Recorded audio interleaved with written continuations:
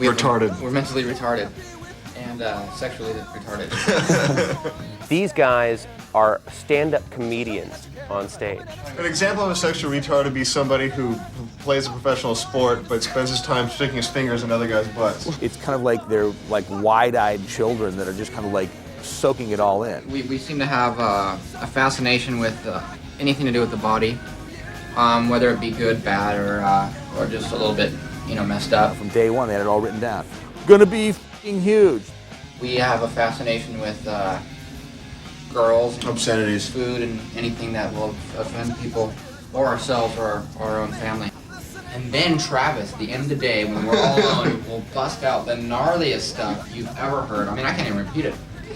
I cannot and I will not. For 10 years now, California band Blink182 have made an art form out of schoolboy humour, with playful songs full of charm and wit winning them legions of followers across the world. One time, I believe it was Mark who took off his pants on the air while Hillary, our afternoon DJ, was on.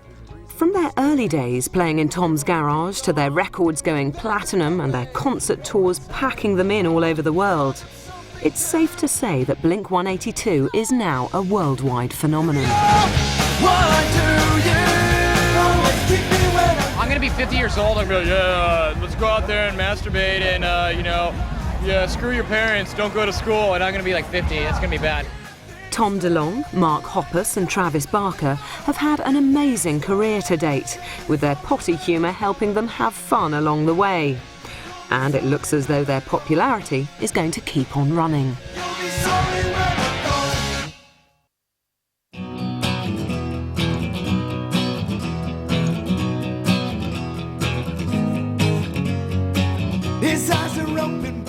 Thomas DeLonge was born on December the 13th, 1975 in Poway, San Diego. Actually, my erection caused problems at birth.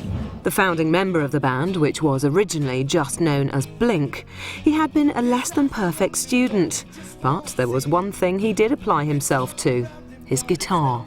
One teacher from his school at Poway High, Mr. Reese, remembers his strong personality and popularity with the teachers and kids. Tom was a very funny guy, and to single out one thing, I mean, most days he would mostly hang near this front table, and we'd talk almost constantly while I was running the class. From the very beginning, I knew Tom was in the room.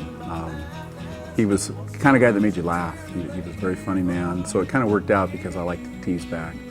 He'd make fun of something or turn a phrase that was kind of neat, and I think that probably shows up in his ability to write lyrics. He's a very bright boy. You could tell he was bright from the get-go. He kind of did things maybe in a little different fashion to get to the end result, but that works here. Yeah, he was very popular at school. He was the kind of guy, in fact, he was voted homecoming king his senior year, and he said it was a big joke that everybody voted for him as a joke, but Tom really, I think, wanted to be the homecoming king, and he wanted to be connected to the school. He had a good time. At the same time, the people that really knew him well knew that he would definitely amount to something someday. He just had that kind of nature to him. You can tell sometimes when somebody's going to, and it may not even have been music. I think he would have been successful in anything he really wanted. This is Sally calling the office. Sally Walmacker, Poway High's security manager, also enjoyed her dealings with Tom. I think it was kind of like Batman and the Joker. Me being Batman and Tom DeLonge being the Joker. We were friendly adversaries. And so I think that he took great pleasure in trying to outwit me, and I took great pleasure in trying to outwit him. So it was just kind of a game. I first remember meeting Tom and his friend Scott when they were leaving school at lunchtime, and I had to ask them if they had permission. And I can remember that Tom did some little comedy routine that was very entertaining. And because of that, he stuck in my mind. And sure enough, every time I had a contact with Tom, he always was extremely entertaining, had a quick wit, great sense of humor. The next link in the chain was bass player Mark Hoppus, who was born in Ridgecrest, California in March 1972.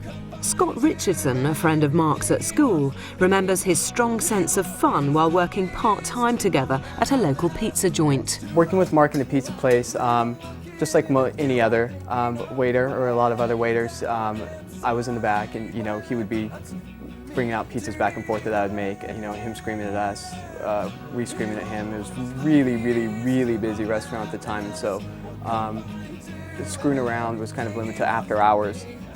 My most embarrassing moment was when I walked in on my parents having sex.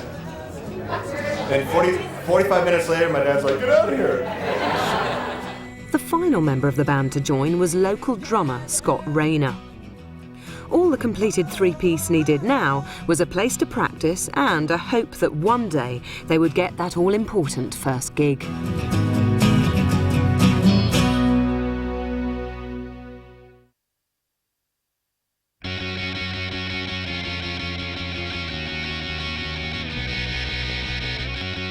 Playing to small crowds at local high schools and venues, Blink soon started to gain recognition.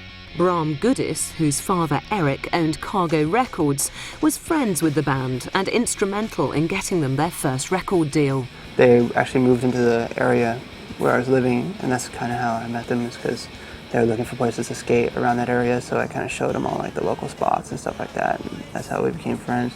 So eventually they recorded that demo, Buddha, which they gave me a copy of, and I used to listen to it a lot. I liked it a lot, so I used to do things like I'd take the tape and I'd hide it in the cassette player of my dad's car, so whenever he'd start it up, it'd be blaring and stuff like that.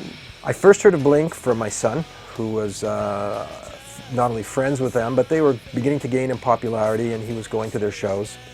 He made a little cassette of their songs, and he used to play it for me in the car all the time, and every morning I'd turn on my car, and there that cassette would be in my cassette player again. Blink had finally got a record deal.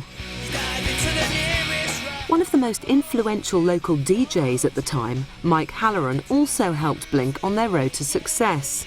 It was the mid-90s when this character called O, who's a local musician and plays in pretty much every band in the world, but he's got his main band called Fluff, but he does millions of other things. But he came with this DAT tape of this band Blink that he had just finished in the studio, probably that day or the day before or whatever it was. And he comes up to me and goes, "Halloran, you should check these guys out. They're really, really good."